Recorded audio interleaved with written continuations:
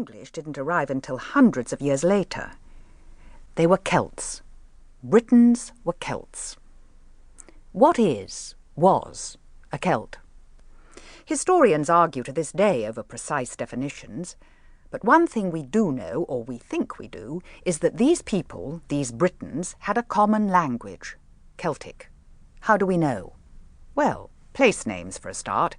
Celtic names were so well established that the Romans often simply Romanized them. And then there were the Druids.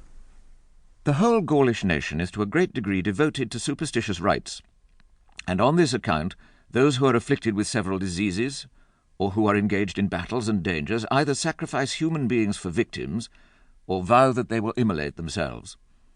These employed Druids as ministers for such sacrifices, because they think that unless the life of man be repaid for the life of man, the will of the immortal gods cannot be appeased. Tacitus, writing much later, gives an even more alarming picture of the Druids. By this time, the invasion had taken place, but the fearful sight of Druids had not been forgotten. Just listen to this. The enemy, he tells us, was arrayed along the shore in a massive, dense and heavily armed line of battle. But it was a strangely mixed one.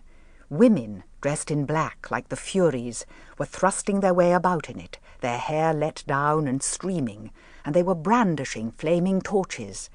Around the enemy host were Druids, uttering prayers and curses, flinging their arms towards the sky. The Roman troops stopped as if their limbs were paralyzed. Wounds were received while they stood frozen to the spot by this extraordinary and novel sight. So this is Britain in the year 55 BC. Farms, hamlets, and even villages. We see the introduction of hedges and boundaries, which suggests a form of regular and marked ownership of land. The river valleys are becoming more populated because of organised agriculture.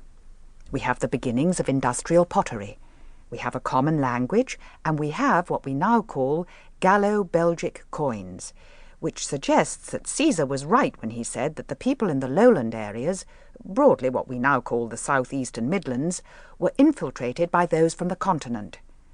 And we have Gaius Julius Caesar, 45 years of age, proconsul of Gaul, watching for the right signs for the first Roman expedition to Britain.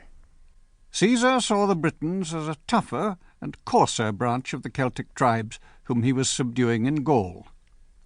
With an army of 10 legions, less than 50,000 soldiers, he was striving against a brave, warlike race which certainly comprised 500,000 fighting men.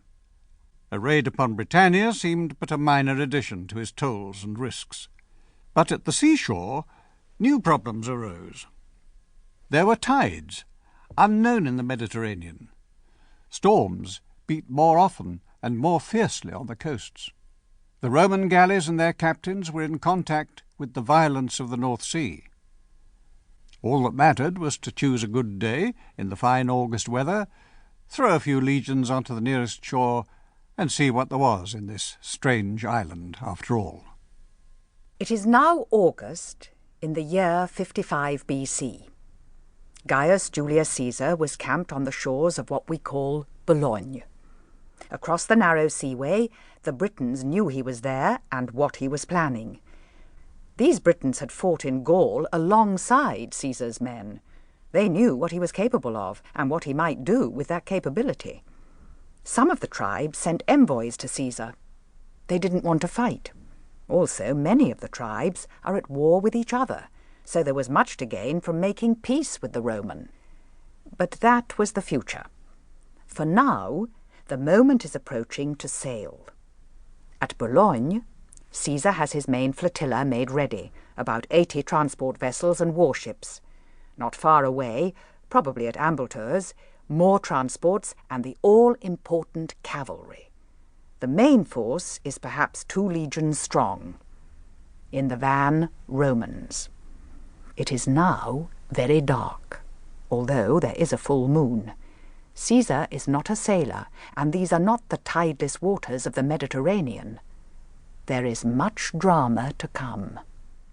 Caesar sailed at midnight, and with the morning light saw the white cliffs of Dover